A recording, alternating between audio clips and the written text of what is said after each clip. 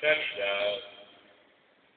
Acuérdate también de nuestros hermanos que durmieron en la esperanza de la resurrección, de aquellas personas que otros años venían aquí a traer su fe, el testimonio de su amor a Cristo, y de todos los que han muerto en tu misericordia. Admítenos a contemplar la luz de tu rostro.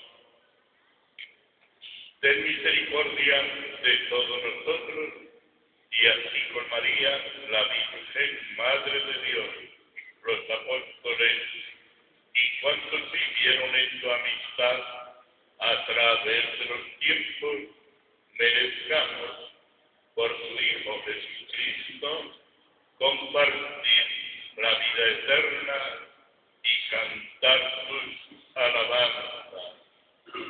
Por